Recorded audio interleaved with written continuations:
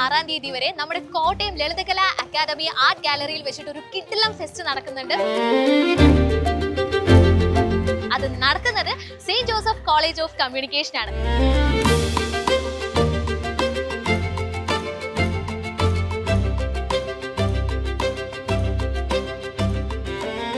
ഇത് എൻഡിവൻ എന്ന് പറയുന്ന ഒരു ആനിമേഷൻ ഡിസൈൻ ഫെസ്റ്റിവൽ കോളേജ് നടക്കുന്നത്.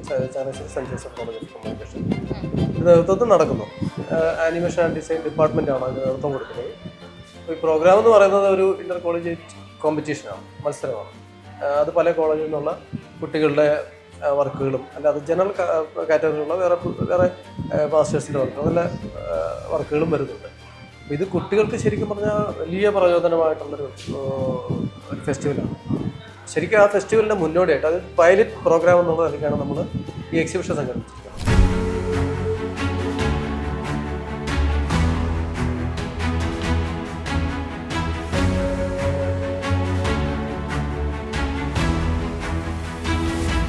സാർ, എന്താണ് ഇതിന്റെ കോൺസെപ്റ്റ് എന്ന് പറയുന്നത്? ഈ ചിത്രത്തിൽ എന്ന് വെച്ചാൽ പിന്നെ കാട്ടുതീയിലൊരു സൂര്യാസ്തമനം എന്നാണ് ചിത്രത്തിൻ്റെ പേര്. കാട് കത്തിക്കൊണ്ടിരിക്കുമ്പോൾ പിന്നെ അതിനകത്തുനിന്ന് പറന്നുപോകാൻ കഴിയാത്ത കുഞ്ഞു കിളികൾ കത്തി വീഴുകയാണ്.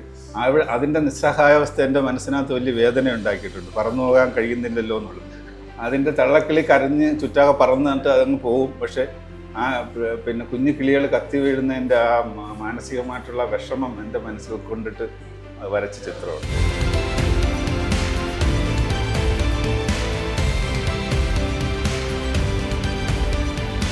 ജൂഡി, എന്താണ് ശരിക്കും ഇതുകൊണ്ട് ഉദ്ദേശിക്കുന്നത്?